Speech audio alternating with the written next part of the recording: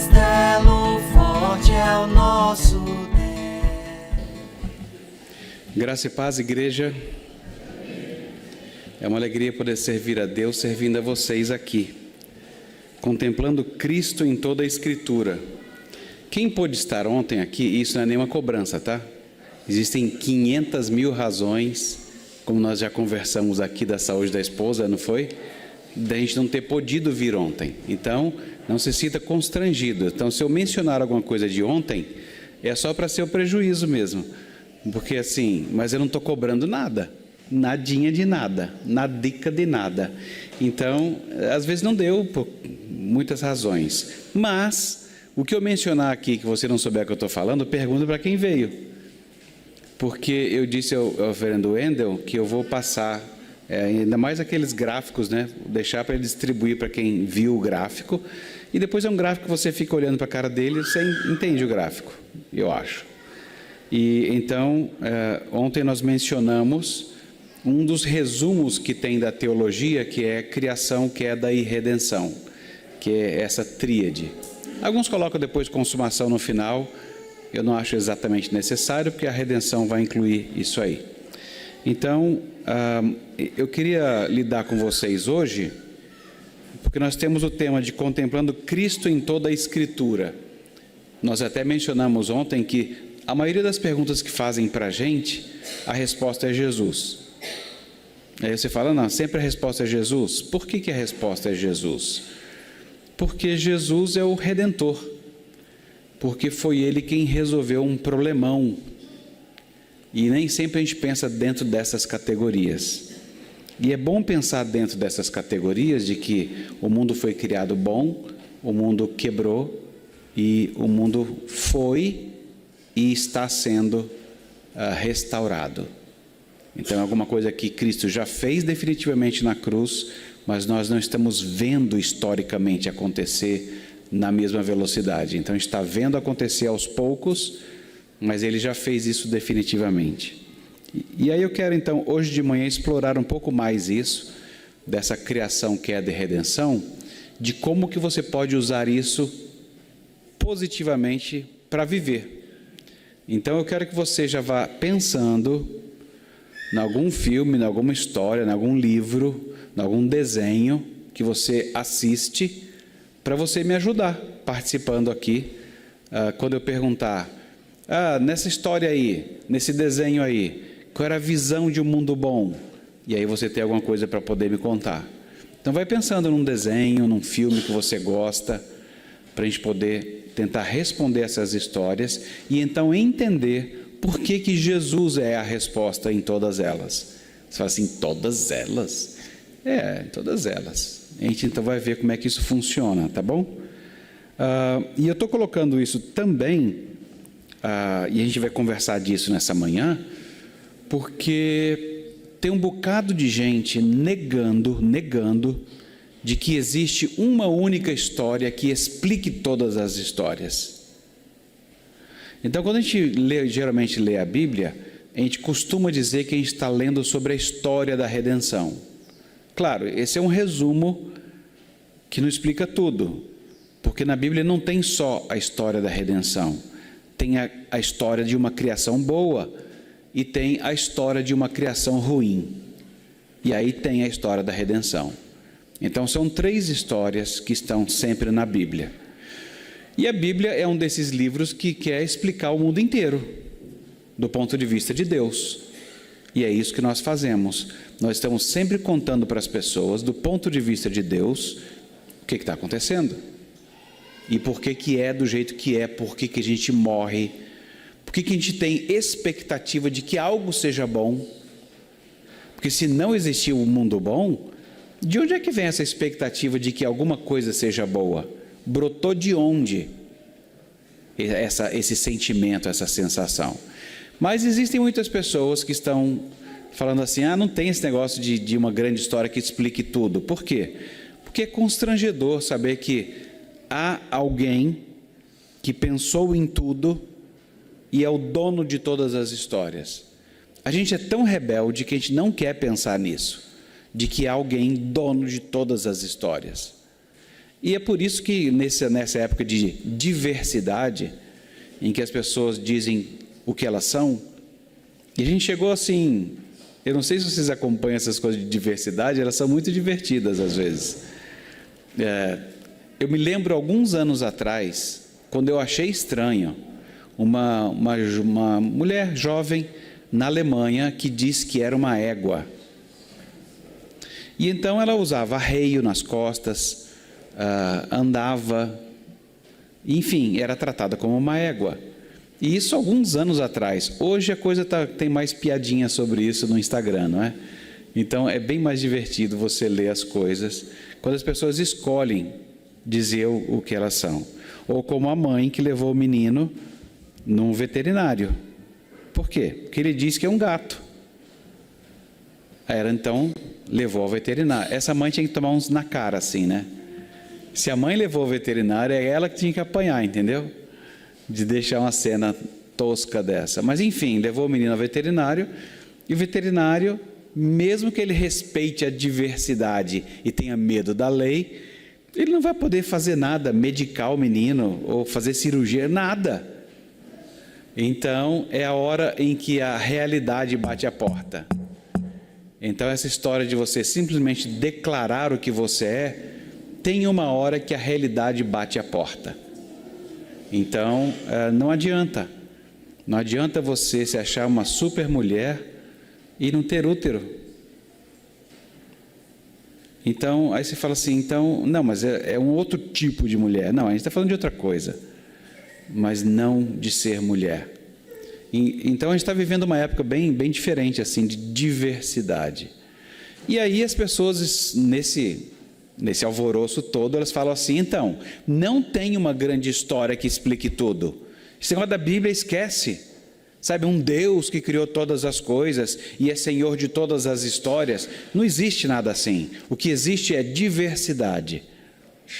Bom, se eu não tivesse lido Romanos, eu não saberia o que está acontecendo. Mas já que eu li o livro de Romanos, e você também, então você sabe que as pessoas não só sabem que Deus existe, mas elas se opõem a Ele. É isso que o texto diz. As pessoas de caso pensado, é por isso que eu nunca gasto tempo para tentar convencer uma pessoa de que Deus existe. É a inutilidade da inutilidade. Só dela existir, ela é um testemunho de que Deus existe. Então, se ela nega, paciência. Mas é assim, todos sabem que Deus existe, porque todo ser humano foi criado à imagem dele. E Deus colocou no coração de todo ser humano a percepção de certo e errado. Então, isso está em todo ser humano. O que significa que quando alguém nega isso, aí você sente a rebelião, que não é nada diferente para quem já teve filhos, e filhos que deram algum trabalho. Eu devia morar em outra família. Eu devia ter outro pai na vida. Assim, vai lá. Eva e Adão só mudam de endereço. Tem umas coisas melhores numa casa, piores em outra. Mas essa rebelião, eu não quero saber do meu pai. Não menciono esse nome. Sabe essas coisas leves de família? Essas coisas singelas que às vezes acontecem numa família ou noutra. Então, é isso. Você sabe que ele existe, que o pai e a mãe existem, mas você não quer saber. Então, com Deus a gente faz precisamente a mesma coisa. E nem precisa muito numa criação, numa casa, a rebeldia acontecer. Se você está aqui, é um adolescente, você deve saber de que tem um sentimento que Deus vai cuidando disso no coração da gente. Mas tem uma hora que pai e mãe, eles não representam aquela coisa gostosinha, sabe? Sabor de leite quentinho. Não. É quanto que ele me dá de dinheiro. Se ele deixa eu ir onde eu quero ou não.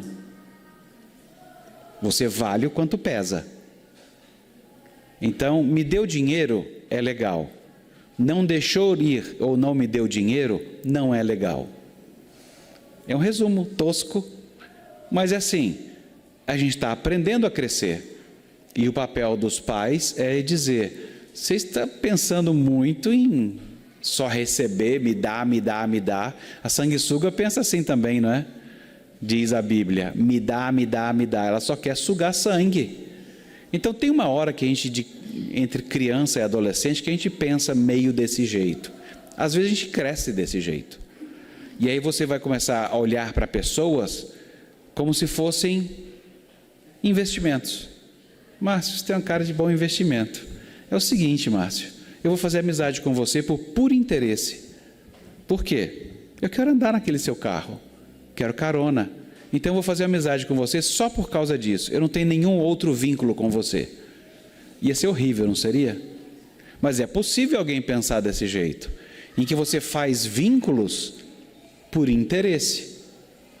E então a pessoa não é, a pessoa só vale o quanto tem, ou quanto beneficia você. É possível pensar assim sendo crente. Olha que doideira. Por quê? Porque você vai pensando desse jeito e é o tipo de coisa que você não sai confessando, né? Eu queria contar para vocês, eu tenho um pecado que eu uso as pessoas, sabe? Eu não me interesso pela vida delas, mas assim, se você pode me emprestar o microfone, você é legal. Se não, você não é legal. Eu sou desse jeito. Ninguém fala isso, fala? Eu tenho esse probleminha. Alguém fala isso? Então, filho também não vai chegar e falar assim, pai, eu estou olhando para você só pensando se você vai me dar dinheiro, não estou nem te ouvindo. Filho fala isso, ele sabe que seria a sentença de morte da vida dele. Então ele não fala isso. Mas o coração de todos nós, o Espírito Santo está trabalhando para ele não ser tão egoísta. Para a gente pensar, porque a gente faz a mesma coisa com Deus. Então, Deus não está preocupado se a gente nega ou não nega. Nós dependemos dele para viver e existir. Mas o povo da diversidade vai fazendo rebeldia, como às vezes filhos fazem, e vão negando o óbvio. Sabe aquela coisa que às vezes o cara é cuspido e escarrado a cara do pai? E fala assim, você não é meu pai. Fala assim, cara, pode dizer o que você quiser. Há evidências. Não a música, né? Mas há evidências. Então, Deus não fica sem evidência hora nenhuma. Só que, olha que doideira. As pessoas estão negando, porque eles precisam negar Deus, não é? Então, eu nego que existe um Deus que criou todas as coisas e é Senhor de tudo. E ao mesmo tempo, e agora eu preciso da ajuda de vocês, especialmente os mais novos, hein? Ao mesmo tempo, tem um monte de filme, desenho, novela, romance, que quer dar conta de um mundo inteiro. Vocês já ouviram falar de Sítio do Pica-Pau Amarelo? Não é legal? É muito legal. Para quem gostava, né? Eu gosto ainda. Pelo menos tem as coisas nossas, entendeu? Tem esse monte de bicho europeu e coisas esquisitas. Então, Sítio do Pica-Pau Amarelo é um mundo. E várias histórias acontecem e estão interligadas neste mundo. É que Monteiro Lobato não era da diversidade. Mas ele era um ser rebelde contra Deus, mas que ele resolve criar um mundo e dar significado para ele. Não é interessante que a gente se rebele contra Deus, mas nós criamos um mundo com histórias que se conectam? Vocês conhecem algum filme, alguma franquia em que também é um mundo? Vai, me ajuda.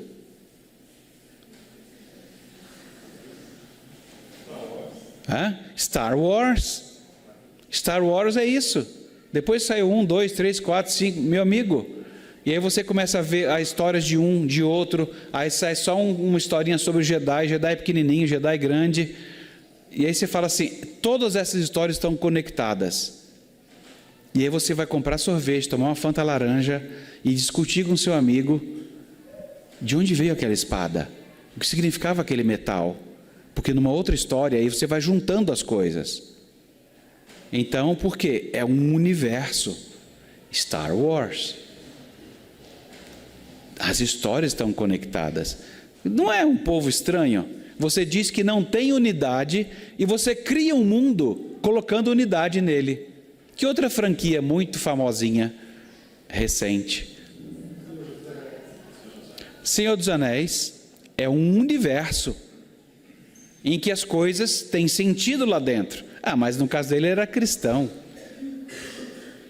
Mas tem um outro, não tem aquela... Oi? O Marvel. Então, o mundo Marvel é um mundo que tem os Vingadores e tem mais um monte de tralhas. Essas coisas estão conectadas. Eu estava vendo esses dias E as coisas vão andando, né? E às vezes até fica meio fora, assim. Tem uma série que estava passando sobre Agatha desde sempre. Alguma coisa assim. Que é um subproduto da Wanda. Sabe a Wanda? Dos poderes? Se você não sabe quem é a Wanda dos poderes, esquece. Mas para quem sabe, sabe. Aí você fala assim, mas ela estava nos Vingadores. Então, essas histórias todas estão conectadas, e às vezes você vai entender alguns aspectos, vendo uma história aqui e ajuntando lá. Aí vem nós, crente, lê a Bíblia, um negócio do Antigo Testamento, afirma no Novo Testamento, como é que você junta essas coisas aí? Eu falei assim, você é doente? Você fica discutindo o Marvel, eu não falo nada. Você fica discutindo Pica-Pau Amarelo, eu não falo nada. Star Wars, fica babando, compra camiseta, eu não falo nada. Aí eu faço uma junção aqui na Bíblia, que Deus diz que é um livro junto, e está reclamando? Então é assim, rebeldia é isso. Eu afirmo que não existe, mas eu crio zilhares de produtos culturais mostrando que existe. Isso é o que... eu não curto muito Freud, tá? Mas eu vou usar uma terminologia que é dele, então eu tenho que dizer que ele é o pai, que é o ato falho. Conhece a história de ato falho? Ato falho é quando você diz alguma coisa, quando você na verdade queria dizer outra. Eu chego assim e falo assim, deixa eu inventar um aqui agora. Gente, que bom que vocês votaram aqui no nosso pastor, reverendo Wendel. Ele é um rapaz muito competitivo, quer dizer, muito competente. Esse competitivo foi um ato falho, sabe? Por que eu cometi esse ato falho? Na cabeça do Freud, eu tenho alguma coisa que eu já penso e já fiz uma avaliação crítica sobre ele e escapou. Porque assim, no social, na frente de todo mundo, não era para ter falado. Era para ter falado que ele é competente. E eu falei muito competitivo, o que não é o caso, tá? Eu estou inventando, saibam bem, estou inventando. Mas esse seria um ato falho. Então eu vou usar essa terminologia do Freud só para dizer, o mundo está com um problema de ato falho. Ele diz que não acredita numa história que explica todas as histórias, mas ele vive criando histórias que expliquem todas as histórias, percebe? E por que a gente faz isso? Não é só entretenimento, não é só ganhar dinheiro. Você tem que acreditar naquilo. Não é só um doido que andou desenhando bem e outro escrevendo tirinhas de quadrinhos. Não. É uma crença de que mundos assim são possíveis, ou pelo menos são desejáveis. Então nós temos muita coisa em comum. O mundo continua sendo não razoável e, ao negar que existe uma grande história, ele nega a si mesmo produzindo grandes histórias. E aqui estamos crentes, estudando a Bíblia e dizendo, Jesus Cristo é o centro dessa coisa toda. Gente, e tem muito mais, tá? Vocês podiam ter falado Harry Potter, vocês podiam ter falado Sandman, Black Mirror, Stranger Things, Mr. Robot. Os americanos amam produzir essas coisas nojentas, enormes, e você vai ficar falando daquilo durante muito tempo, que são histórias conectadas e vão. A gente tem a nossa própria história conectada e que ajuda a gente a contemplar Cristo na Escritura, mas não é só para ver Cristo na Escritura, é mais do que isso.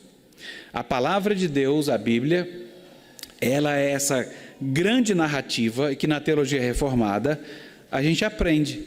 Se você estiver lendo a Bíblia, ninguém precisa contar para você. Você começa a ler e fala assim: ah, que bom, o mundo era bom, bom, bom, e agora Deus é muito bom. Ah, legal. Nossa, agora não é mais bom, ele desobedeceu, ele deixou de ouvir a voz de Deus. Então agora o mundo não é bom, foi expulso. Ixi, agora o mundo produz um monte de coisa que não presta. Cardos e abrolhos, dificuldades, espinhos. E agora a coisa ficou mais difícil. E agora parece que está durando um tempão esse negócio. Mas parece que tem alguma coisa que várias histórias andaram dizendo que vai chegar alguém aqui na frente que vai resolver essa história desse mundo quebrado e vai fazer ele ficar bom de novo. Por exemplo, aliás, nem nos indígenas, nossos indígenas brasileiros, lá na Amazônia e em outros lugares, existe um mito muito interessante indígena da cobra canoa. Essa cobra canoa é uma cobra que anda navegando o mundo afora, e que dessa canoa saem os povos indígenas. Os mais importantes saem primeiro, e os que vale muita coisa saem lá no final, e eles aceitam isso. Tanto que você não vai ver um certo povo tentando dominar esse outro, porque é um clã diferente. Nós nascemos para ser isso mesmo, que é mais parecido com aquelas castas na Índia, não é? Você nasceu ali, ali você vai ficar e é isso aí. Então, assim, todo mundo tem uma ideia, mesmo os indígenas, de uma grande história que explique todas as histórias. A Bíblia também, que é por isso que a gente tem essa tríadezinha aí de criação, queda, redenção. Porque essa grande história em que você precisa não só saber, mas fazer com que ela faça parte de você, para você pensar nos assuntos do cotidiano. Então, na teologia, você já sabia disso lendo a Bíblia, que o mundo era bom, bom, bom, muito bom. E que o mundo teve um problema de desobediência e que ficou ruim. E que alguém o redimiu lá na frente, na cruz do Calvário. Você sabe disso lendo a Bíblia. A teologia só chegou e batizou, deu um nome. Isso aqui é criação, criação boa, queda e redenção. E aí, quando você pensa em criação, você devia pensar direto naquele termo que é usado lá no comecinho de Gênesis, que é o shalom. Shalom. É paz, é uma palavra que traduz-se por paz, mas não é só isso.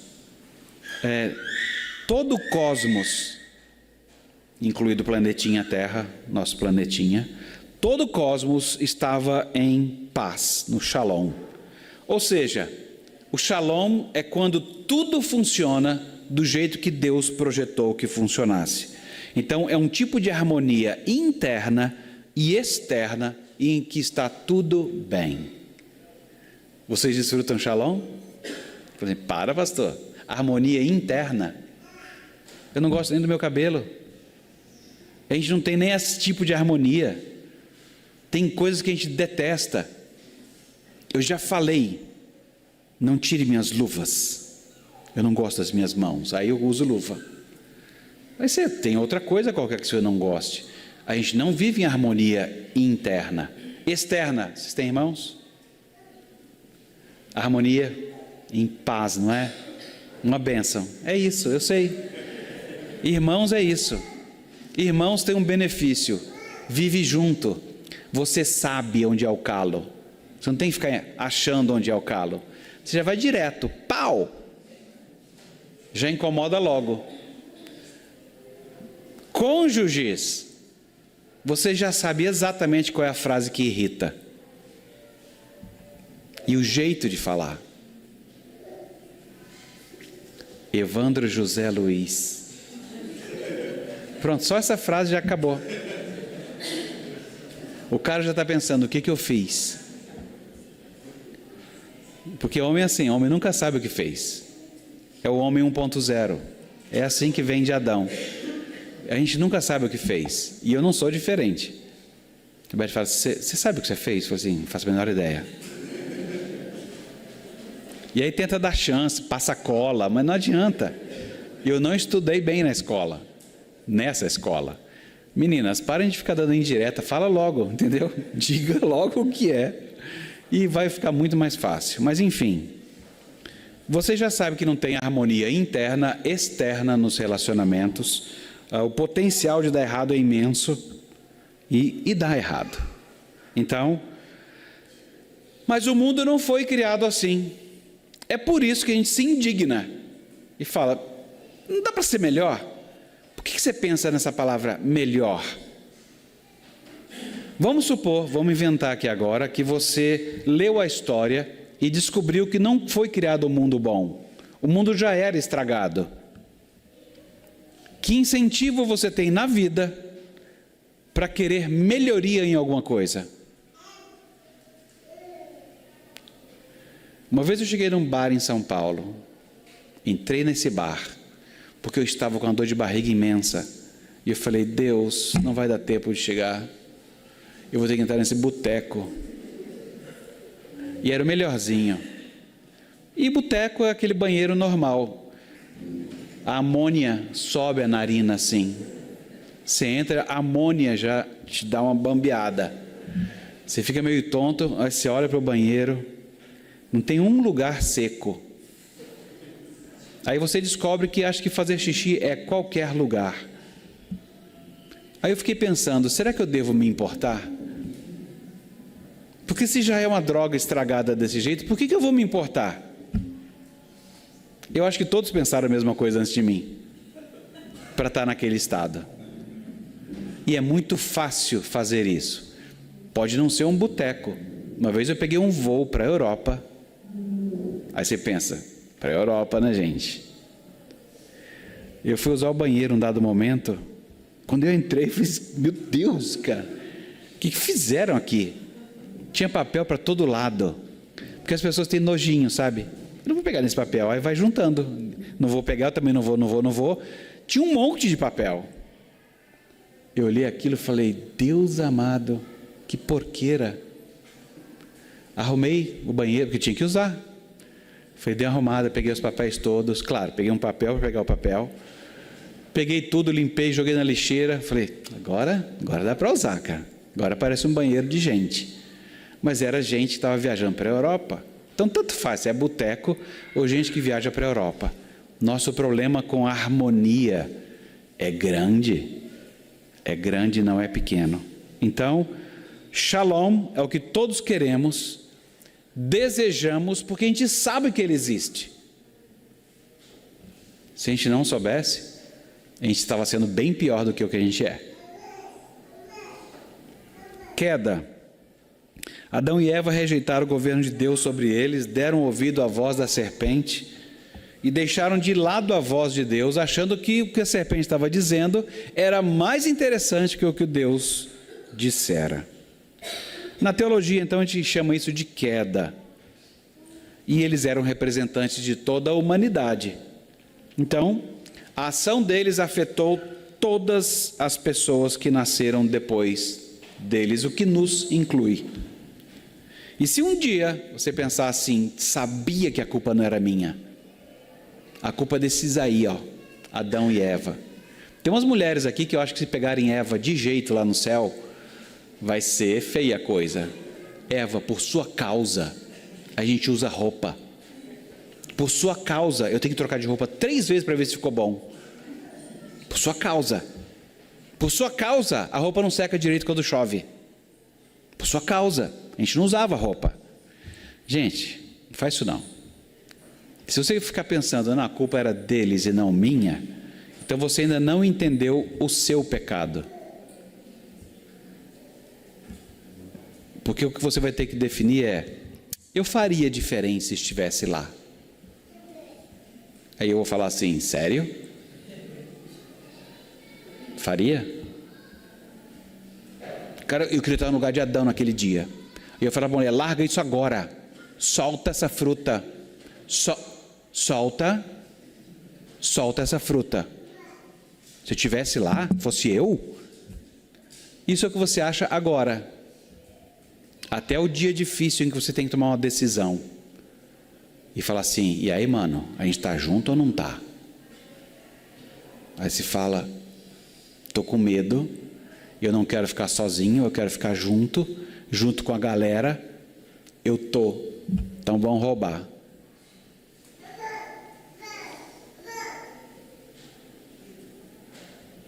A vida é difícil e a queda é difícil, mas tem a redenção.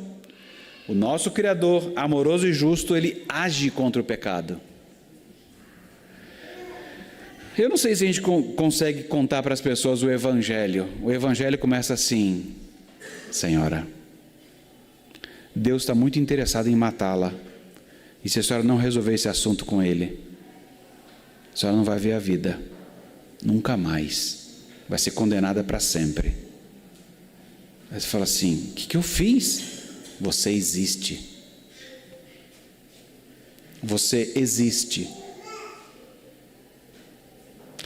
E eu acredito que é por isso que eu entendo até a rebelião das pessoas que não querem aceitar Deus, isso e aquilo, porque é muito duro você ser uma pessoa honesta, trabalhadeira, responsável, cuidadosa, só não quero saber de Deus, só isso. E você acha que eu sou uma pessoa má? Como disse o Dr. Drauzio Varela, médico preferido da Globo, é crime não acreditar em Deus? Aí você pensa assim: no Brasil não, mas para Deus é. Na lei é óbvio que não, ninguém vai prender alguma outra pessoa porque não acredita em Deus. Mas um dia, você vai estar diante de Deus e ter que falar na cara dele assim: eu não acredito no Senhor. Ele vai falar assim: inútil, né? Eu existo. E você está condenado. Então, é crime? Não, para nós não. Para Deus é. Se você não recebe o Filho dele e acredita que o Filho dele substituiu você e pagou pela sua culpa, aliás, essas duas palavrinhas são as mais importantes: culpa e substituição.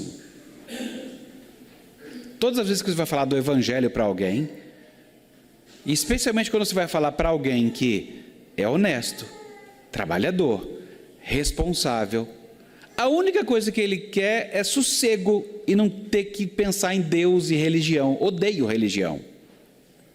É só isso. O resto é uma pessoa maravilhosa. Aí você fala assim: uai, se você esquecer que a Bíblia diz que todos somos pecadores e que todos somos culpados, vai ficar difícil, porque você fica iludido pelo que você está vendo, entendeu?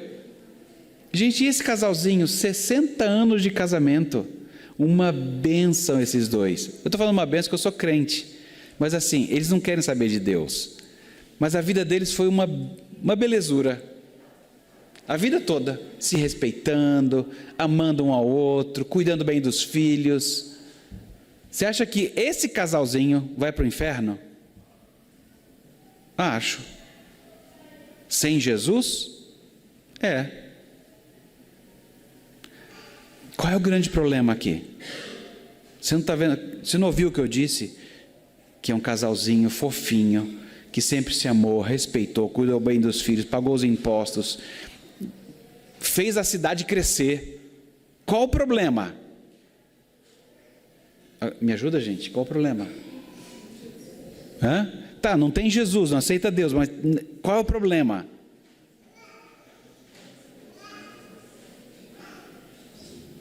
Tinha um desenho, acho que tem ainda, de vez em quando passa de novo, chama Caiu. Caiu, alguém já viu? Gente, Caiu é um doce, não é? Uma criança maravilhosa, deve ter uns 5 anos. E você só aguenta assistir aquilo mais ou menos até essa idade, depois você não aguenta mais. Por quê? Caiu é legal. Os pais do Caiu são legais. A vida familiar do Caiu é uma belezura. É um dos desenhos que eu mais odeio.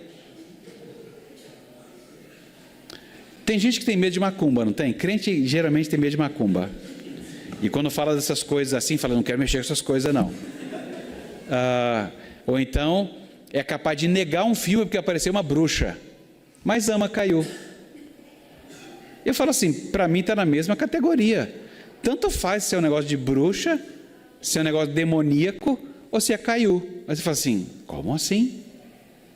Uai, O desenho está me mostrando que é possível ser uma família gostosinha, bonitinha, sem Deus, e que está tudo bem.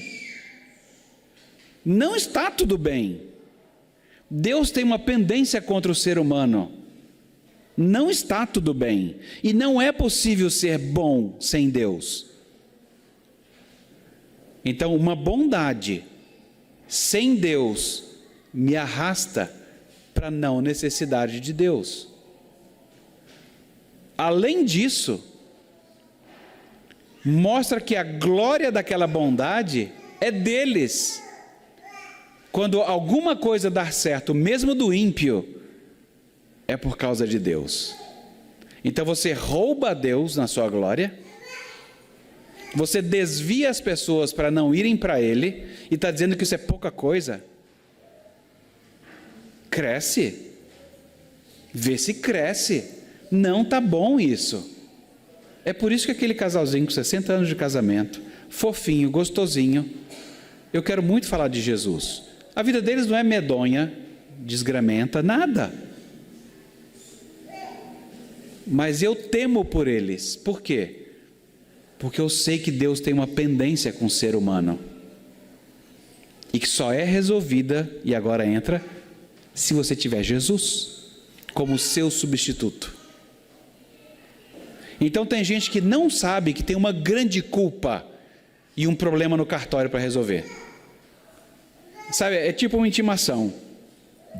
Todos nós temos uma intimação para resolver diante do juiz. E lá no dia, tudo que você vai poder dizer é falar assim: queria que entrasse aqui o Wendel. Aí entra o Wendel. O que o senhor tem que dizer em seu favor? Nada. Eu sou culpado. E assim, culpado até onde eu consigo ver. Eu imagino que eu devo ser até mais culpado do que o que eu consigo avaliar no meu coração. E então por que você está aqui? Porque Jesus me substituiu e me comprou. Entenderam? Porque que culpa e substituição tem que estar na nossa paleta de cores? É muito legal isso. E agora entra no... Como é que você vive a vida? Quando eu ouvi... eu fui numa reserva indígena em Brasília, lá no Noroeste, tem uma com os índios lá. E eu ouvi a história dele contando do povo dele. E ele contando, parece que eu estava vendo o desenho Moana. Alguém aqui viu Moana? É muito legal, né? Gente, parecia o filme. Sabe, todo um universo, toda uma terra imersa em água, a separação da terra, uma família gostosinha, bonitinha, uma vila com comida, com fartura, com pesca, todos felizes, dançando e cantando, vida boa. Então pensa num desenho fácil. O que era uma vida boa na história de Moana? Se você não viu Moana, esquece, só ouve, tá bom? Como é que era um mundo bom na história de Moana? Me ajuda, vai. Quem viu aí? O que era um mundo bom? É um mundo com comida, felicidade, alegria, festa. Esse é o mundo bom. O que é um mundo ruim em Moana? Especialmente, quer pegar a pedra, beleza? E o que aconteceu? O que aconteceu? Faltou comida, as pessoas estavam brigando, não tinha muita festa, certo? Isso é um mundo ruim. Como que é resolvido? Você percebe que é uma tríade: criação, queda, redenção. A criação boa, o mundo bom é assim. Todo mundo está dizendo para você qual é a ideia de um mundo bom. Mas você tem a Bíblia. Eu sei melhor. Você tem a Bíblia. Então, o que essa história está propondo para mim que é um mundo bom? E eu não preciso correr da história, eu preciso saber ler a história. Não precisa fugir da história, assista. Mas interprete. O mundo bom era um mundo assim. O mundo ruim é um mundo sem comida, sem harmonia. E como é que redime esse mundo? Como é que foi a redenção desse mundo? O que fez o mundo ficar bom de novo? A pedra. Levar a pedra de volta para o lugar. Porque afinal de contas a mãe Gaia, a terra, precisava daquela pedra que era o coração para estar tudo bem. Então, é um Deus sobrenatural como o nosso? Não. Por quê? Você vê que o esforço humano consegue fazer, certo? E mesmo aquilo que seria a deusa, eu falo assim, cara, uma pedrinha você fica mal? Tá parecendo um super-homem, cara. Que uma criptonita te deixa fraco, para. Primeiro que eu não gosto nem daquelas roupinhas colantes, entendeu? Acho meio esquisito, mas tudo bem. Parece que tudo super-herói parece que tem que vestir uma roupinha colante. É meio estranho, mas vai lá. Mas é todo mundo muito fraco. Você concebe a figura de Deus assim? Assim, um Deus que ser uma pedrinha, estou morrendo. Falei assim, não, então, o nosso Deus ele é imortal. Então, e ele não é manipulado. Aí lembrei das Crônicas de Nárnia, não é? Menininha com sede na beira do riacho, mas tem um leão ali do lado. O senhor podia chegar para o lado só para beber água aqui? Não. Mas o senhor vai me engolir? Eu já engoli homens, mulheres e crianças. Não posso dizer que eu não vou engolir você. E como é que eu vou tomar água? Se vira, você não acredita em mim? Deus não é confiável nesse sentido. Você está querendo domesticar Deus? Falar que Ele não faça o que Ele quer fazer? Ele vai fazer o que Ele quiser fazer. Mas como C.S. Lewis colocou, Deus, Ele não é domesticável, mas Deus é bom. É por isso que a gente o serve. Ele se mostrou assim para a gente. Mas Ele não é domesticável. Ele não é a pedrinha que você põe no lugar e aí tudo fica bom. Mas perceberam como é que foi a redenção no desenho? Você coloca uma pedra no lugar. São coisas que as pessoas conseguem fazer. Isso é um elemento importante, tá? Porque se não é uma coisa que o ser humano consegue fazer, vai fazer o quê? A religião daqui de baixo, ela é desse jeito. Tem que ser alguma coisa que eu faça. O que tem que fazer? Subir uma escadaria de joelho? Eu subo. O que tem que fazer? Ficar a semana inteira sem comer? Eu fico. Ou como alguns reis do Antigo Testamento, o que tem que fazer? Queimar os filhos? Eu queimo. O que tem que fazer para manipular Deus? Eu faço. Esse não é o Deus da Escritura. O Deus da Escritura, Ele não mata você. Ele matou o filho dele para que você tivesse vida. E é um Deus tão legal isso, né, cara? E a gente ainda fica fazendo luxinho, não sei se eu quero. Vai entender um negócio desse. Agora me ajudem. Que outra história ou desenho vocês se lembram? E eu vou fazer a pergunta tripla. Como é que era o mundo bom dessa história? Como é que o mundo dessa história ficou ruim? E como é que esse mundo pode ser reparado? Lembra de alguma história aí? Pode ser dorama, gente. Eu sei que vocês estão ouvindo isso escondido. Rei Leão. Rei Leão, como é que é o mundo bom do Rei Leão? O leão é o rei, né? Tem que ser, o leão é o rei. Não, porque ele porque tem um irmão que quer usurpar o trono, né? Então, é importante que o leão tem que ser o rei, mas assim, é um rei que, no caso do desenho, faz com que tudo floresça. Aí é a parte da mágica na Disney, né?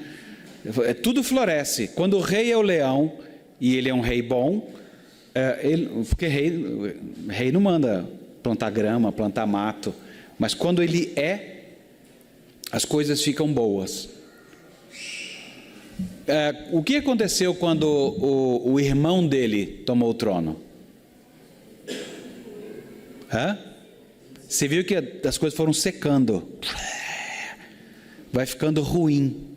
Porque é bem Provérbios, né? Quando o mau rei reina, o povo pena. Então, é uma ideia.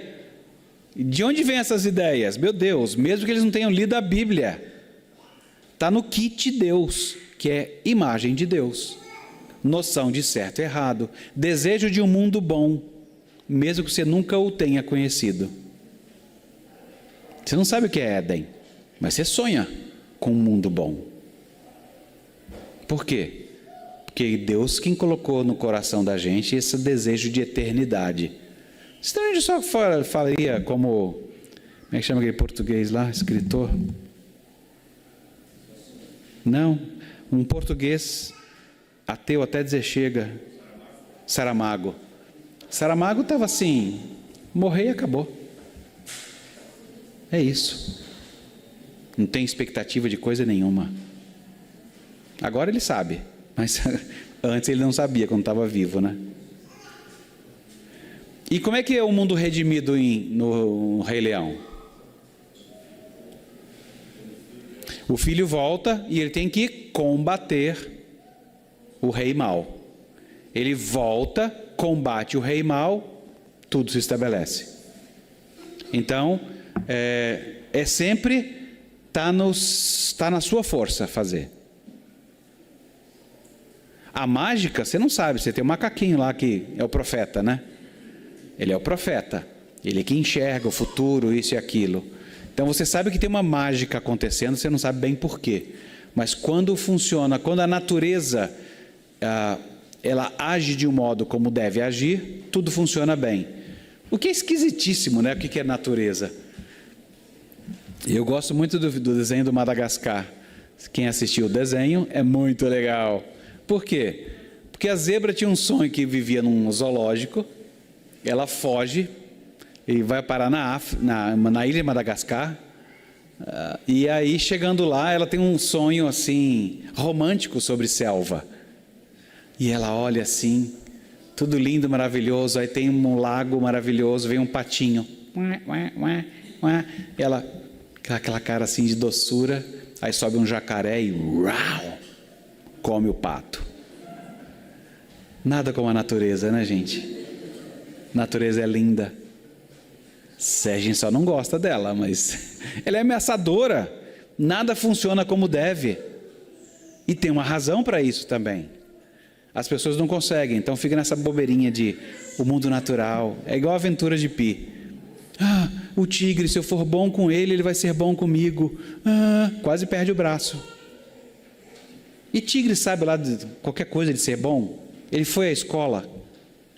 Cresceu numa família legal? Não, é um tigre. Ele vai morder você. De vez em quando tem gente que faz essas bobeiras com cachorro, né?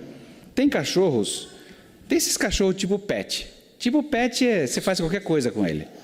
Mas se for um cachorro normal, que é um cachorro que era para tomar conta de quintal, essas coisas, você não sai pegando nas orelhas dele e falando, que gostosinho.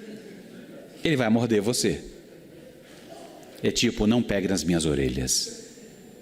Agora, se for tipo pet, é safado. Já parou de ser cachorro faz tempo. Ele é uma coisa que você cuida.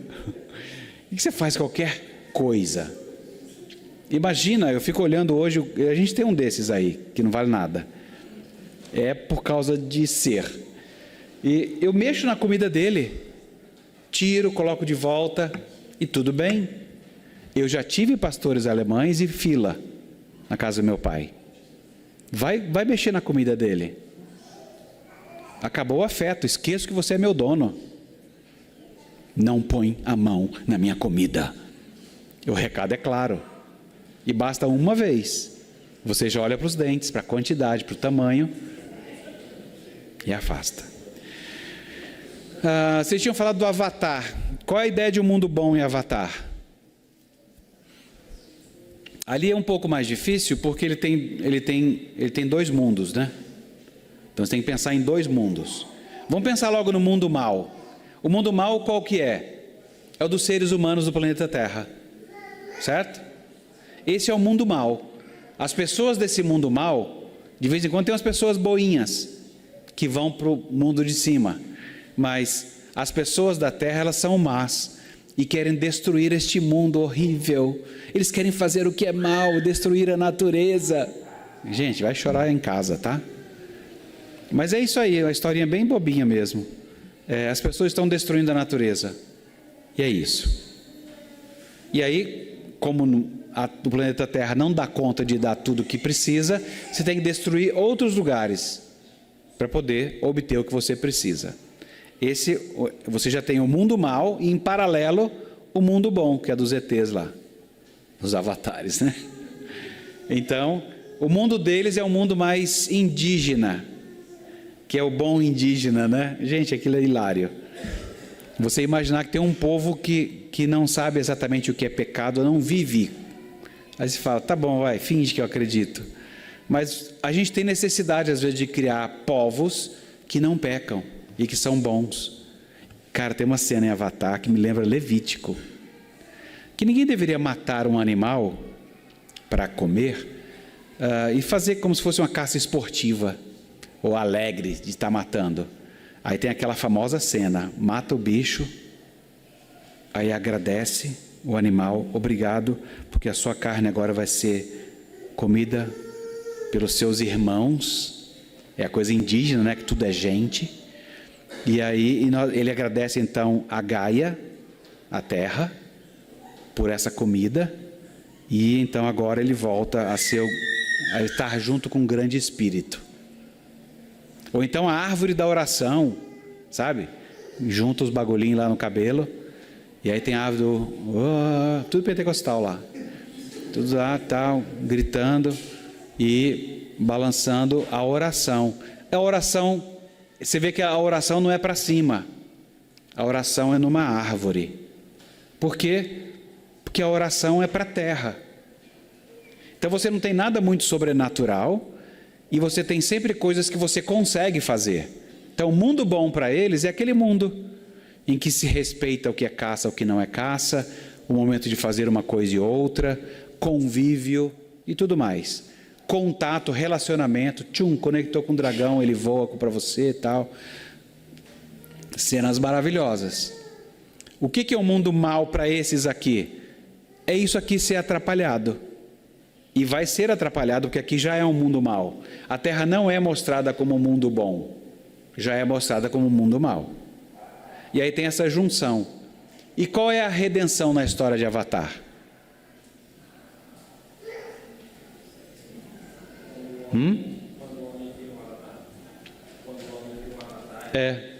É o Nietzsche. Tem que ser o Uberman. Ele tem que ser o super-homem. Ele tem que ser além do homem, além do humano. Então, o filme é um grito de que ou nós vamos além do que é ser humano, ou a humanidade está estragada. Eu olho e falo assim, legal, é isso mesmo. É preciso ir além do que é ser humano, ou a humanidade vai perecer. Eu não achei nenhum problema nisso. Sabe aquele horizonte de queda e redenção?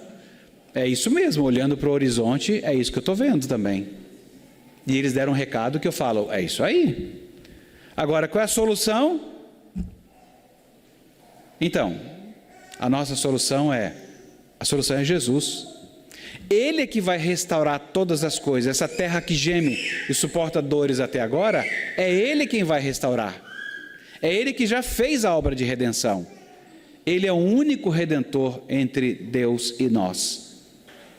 É o único mediador. Então, recorrer a qualquer outra proposta, inventar um mundo exterior, inventar um esforço humano qualquer, é receita de que não vai funcionar. Como não funciona mesmo, é só filme. Mas é um filme que está na cabeça das pessoas. Eu espero que tenha alguma coisa assim. E a pessoa começa a agir assim. Como é que acontece com os crentes que são afetados por essas coisas? Mesmo se você nunca foi ver, você é afetado. Porque você faz o clássico. Era para eu estar falando com Deus diretão, assim, sabe? Quanto mais difícil a vida, mais falando com Deus. A gente faz o contrário. A gente fala assim, a vida está ficando difícil, acho que Deus não está se importando, não vou nem falar com Ele. Ou seja, em lugar de eu recorrer ao único que tem a redenção, eu fico pensando em recorrer a qualquer outra coisa que me ajude agora, ou pelo menos uma coisa que eu consiga fazer, que é o oposto da substituição. Eu nem entendo que eu seja tão culpado assim para estar passando o que eu estou passando, e eu nem quero a substituição, quero eu mesmo fazer. Aí a gente dá com os burros na água, porque a nossa criação, que é de redenção, fala de uma culpa de raiz, mas fala de uma substituição divina. A nossa história é muito legal, não é? Eu acho. Mas a gente nunca a entenderia se não fosse o Espírito Santo abrindo os olhos da gente para recebê-la e dar as boas-vindas. É isso que Paulo fala aos Coríntios, né? Dar as boas-vindas à palavra de Deus não vem no kit. O que é natural em nós, é por isso que de vez em quando a pessoa fala assim, cara, você tem que ser natural. Eu falo assim, não, eu não posso ser natural. Eu sei o que é ser natural. Eu sou uma anta ambulante, uma fera. Eu tenho ira plantar. Quando o Hulk falou no filme, Os Vingadores, qual é o segredo? Eu sinto ira o tempo todo. Eu falei, gente, estou em casa. É isso. É isso que nós somos por natureza. A gente sente ira o tempo todo. Agora, o que não é natural? É esse sobrenatural que Deus fez na gente. Ele salvou e falou assim, ei, entrega para mim aí a ira, que eu sou o justo juiz, eu sei o que fazer com isso. Se você for irar, não peque. E geralmente dura o quê? Meio segundo? Porque tem indignação justa da nossa parte. E raiva justa. Mas ela logo degringola e vira qualquer outra coisa. E Deus fala assim, vai, entrega aí. Aí você fala, Deus, toma o meu coração, eu estou com uma ira medonha, mas tira isso do meu coração, porque o Senhor é justo juiz. Eu confesso que eu queria que o Senhor só... Eu não queria que o Senhor matasse essa pessoa. Manda só para Sibéria. Manda ela para Sibéria, para um projeto missionário. Desde que a gente não tenha que respirar o mesmo ar. Eu sei que a Terra tem o mesmo ar. Então, talvez numa estação espacial, um pouco mais longe. E o que Deus vai fazer? Geralmente Deus faz o quê? Restaura relações. Que é tudo que você não queria. É que você não conhece o segredo, né? Ele restaura relações. Vamos parar aqui? Vimos alguns desenhos, uns filmes, aqui e acolá. Essa nossa criação, queda e redenção, é muito legal. E ela é a que vai te ajudar a fazer essas grandes perguntas. Como é que é o mundo bom dessa história aí? Como é que é o mundo quebrado dessa história aí? E como é que conserta esse mundo dessa história aí? Faça essas 3 perguntas e vocês vão ficar vendo como é que as propostas são tão inocentes. E você tem uma baita de uma proposta aqui na Bíblia. Olha, como é que é resolvido? Confie em Jesus Cristo. Ok?